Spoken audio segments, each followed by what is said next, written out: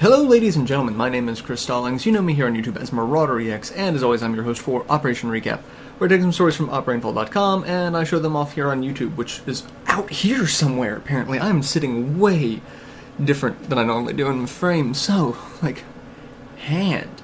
Anyway, so that's what I do, so enjoy! This week's stories, we've got 3 as per usual. Starting off, the first paid Mario Kart DLC has landed. And I don't know who said that. It was on my Facebook. One of my friends on Facebook, I'm pretty sure it was one of my coworkers at Rainfall. But I can't find it in my feed anymore. And I don't know who said it, so I'm stealing this line. And whoever you are out there, you deserve all the credit for this. This is, I did not come up with this at all. As they described it, Mario Kart 8 is filled with more links than Google. I love it. It's great. So, the first pack is out, which gives you Link. It also gives him the Master Cycle and adds a couple of new tracks. Really looking at what they're offering for DLC for Mario Kart, it's actually a fair amount for the price. Really impressed. I've not picked up this first pack of DLC because I picked up a whole bunch of Wii U games, and I've been too busy playing them. But I am going to be picking up both copies, or both parts of the DLC when it comes out. Each part is going to be $7.99, or you can buy it as a bundle for $11.99, which is really a fantastic deal for what they are offering. Basically half of the game in terms of number of tracks.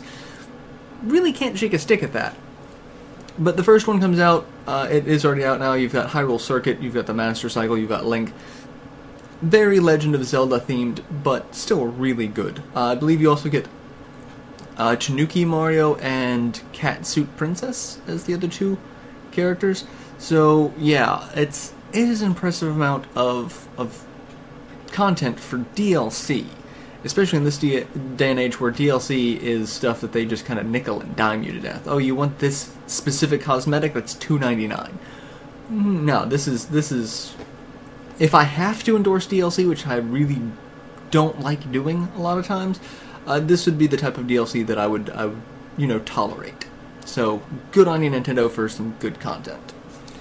The second story for this week is Valkyria Chronicles has released on Steam, and during its 24 hours, its first 24 hours on Steam, it was the most downloaded title on Steam, which also not a small feat. Valkyria Chronicles was really a sleeper hit on the PS3. For those of you who have a PS3 and you do not have this game, now you have another option to do it, which Sega did not skimp on the port of this. They put a lot of time, effort, and energy into this port, which surprised the crap out of me. You know when I'm saying something nice about Sega, it's gotta be true. So the game is out. Vice President of Commercial Publishing for Sega Europe, John Clark, said that they're delighted to see the response from the Steam community, which indicates newcomers are finding it engaging, and finding it as engaging as those who've played it before. So I love Valkyria Chronicles. It's a fantastic style. It's a fantastic type of strategy RPG. I would love to see more. I would love to see Valkyria Chronicles 3. I'd love to see 2 and 3 available on a console. Even if you don't bother updating the... Just if it works on a PSP, I'm sure you could find a way to make it work on a PS3 or a PS4. Just saying. I would love to see that, and I would pay, $20 a pop, which is probably more than what it costs on the PSP at the moment. I would pay $20 a pop just to be able to play those games in English on a console. So, if this is any indication of what Sega would like to do, bringing games to Steam, and maybe, bringing games to Steam that are not, or bringing games to console that were not originally available on that console, Sega, if you're really going to, follow through hardcore and, stick to this digital distribution strategy, you've got a whole backlog of games that I would love to see on other consoles. Just saying. I would love to see the Valkyria games. I'd love to see, some of the Shining games. Just, a couple of hints thrown out there. Games that you really supported the PSP on, that, could come out on Steam, could come out on PlayStation Network, could come out on Xbox Live. Heck, could even come out on the Wii Virtual Console, depending on what game you were looking at. So, if this is any indication that people want your games, listen to it. You've already acknowledged that people are finding it engaging, and it being #1 on Steam is not a small feat. So keep it coming. Don't just let this be a one-hit wonder. Keep the flow going. And I'm going to stop ranting about that now. For our last story for the day, Amiibos. I just said something good about Nintendo with their DLC, and now I'm going to get upset about their Amiibos. So their next line of Amiibos has been announced. It will be out February of 2015. This is Wave 3. The first wave will be out when the game releases. The second wave will be out December. This wave consists of Lucaria, Rosalie and Luma, Bowser, Toon Link, Sheik, Ike, Meta Knight, King Dedede, Shulk, Sonic, and Mega Man. And I'm really excited for this one because I've not really made it a secret that I'm, trying to become a Shulk main and master his Monado.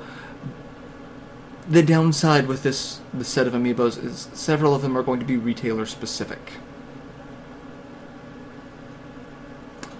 Yes, that means if you want a specific Amiibo, you are going to have to go to a specific retailer. Which means if it is a retailer you do not personally agree with their business practices or want to support their business in any way, you either have to choose to not get the Amiibo or give them business. So, yeah. And since some of the Amiibos have already been confirmed that they are going to be limited print runs, I would imagine a lot of the third-party characters that do not actually belong to Nintendo, specifically Mega Man, Sonic, that type of dichotomy, are going to be a little bit harder to get because once their agreements for licensing end, then that's when the figures will cease to exist.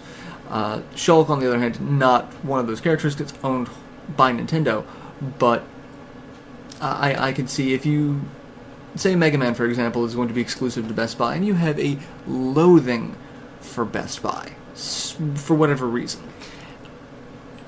Mega Man being a third-party character owned by Capcom, if Capcom ends their licensing agreement, Mega Man no longer available, you're not going to be able to pick it up on Amazon, you're not going to be able to pick it up at GameStop, you're not going to be able to pick it up at Toys R Us, you're not going to be able to pick it up anywhere else. You might be able to pick it up on eBay after the fact for a hefty sum. So, little disappointed that Nintendo went this route with exclusive retailer options. Now, if you make the first wave, the first set of exclusive retailer, and then make it available through your own website, like you did with Xenoblade for its original release, it was available through your website and GameStop. That way you have an option. If all of these were available through your website and a specific retailer, that would be one thing, but if they're only going to be available for a specific retailer, that's a little disappointing. So we're going to have to wait and see what happens when they come out, if they will be available on Nintendo's website to order directly through them, or if they are going to be just through a specific retailer.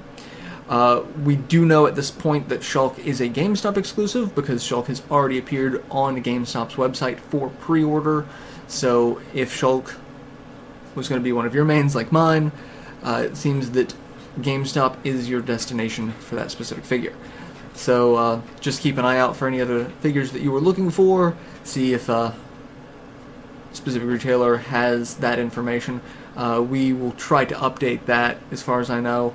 We've already updated the information about Shulk. Keep you as up to date as we find out who's getting what Amiibos. So yeah, that has been the recap for this week. I'm going to go and continue to play some Wii U games. I've been addicted to Hyrule Warriors, and I'm probably going to buy the DLC for Mario Kart 8 and join my coworkers, because they've already been talking about setting up more stuff. So, I'm going to go do that and enjoy my weekend. I strongly suggest you guys do the same, and I will see you next week for another recap. Till then, later everyone.